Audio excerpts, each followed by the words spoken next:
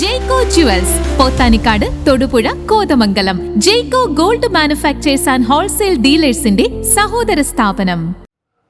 Muvattupuzha press club മന്ദിരത്തിൽ മാധ്യമപ്രവർത്തകരുടെ office പ്രവർത്തനം ആരംഭിച്ചു. നഗരസഭാ ചെയർപേഴ്സൺ ജോയ്സ് മേരി ആന്റണി ഓഫീസുകളുടെ ഉദ്ഘാടനം നിർവഹിച്ചു. മൂവാറ്റുപുഴ പ്രസ് ക്ലബ്ബ് മന്ദിരത്തിൽ പ്രവർത്തനം ആരംഭിച്ച മാധ്യമപ്രവർത്തകരുടെ ഓഫീസുകളുടെ ഉദ്ഘാടനം നടത്തി. നഗരസഭാ ചെയർപേഴ്സൺ ജോയ്സ് മേരി ആന്റണി ഓഫീസുകളുടെ ഉദ്ഘാടനം നിർവഹിച്ചു.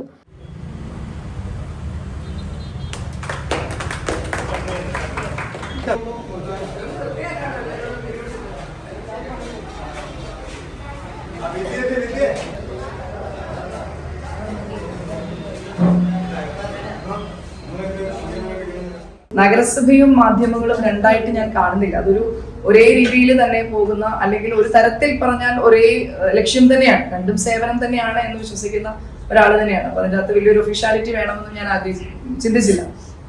തീർച്ചയായിട്ടും മൂവാറ്റുപുഴയിലെ ഈ ഒരു പത്രം ഓഫീസ് എന്ന് പറയുന്നത് അത് നഗരസഭയുടെയും കൂടി ആവശ്യമായിട്ടാണ് നഗരസഭ അതിനെ നോക്കിക്കാണുന്നത്.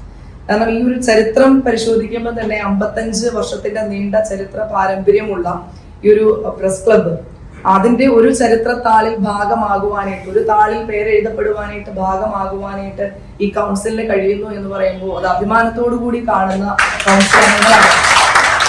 Press club president K P. Razak അധ്യക്ഷത വഹിച്ച യോഗത്തിൽ മുതിർന്ന മാധ്യമപ്രവർത്തകൻ കെ.എം. അബ്ദുൽ മജീദ് ആമുഖ പ്രഭാഷണം നടത്തി. നഗരസഭാ vice chairperson P M. Abdul Salam, standing committee ചെയർപേഴ്സൺമാരായ ജിനു ആന്റണി, അസം ബീഗം, പി. രജിത, നഗരസഭാ പ്രതിപക്ഷ നേതാവ് Majeed Mangadan, press club treasurer C M. Shaji, vice president Rajesh Randar, joint secretary M A. Farooq, press club secretary K M. Faisal, press club member P S. Rajesh, മാധ്യമപ്രവർത്തകർ, നഗരസഭാ കൗൺസിലർമാർ തുടങ്ങിയവർ പങ്കെടുത്തു. News desk, Muvattupuzha news.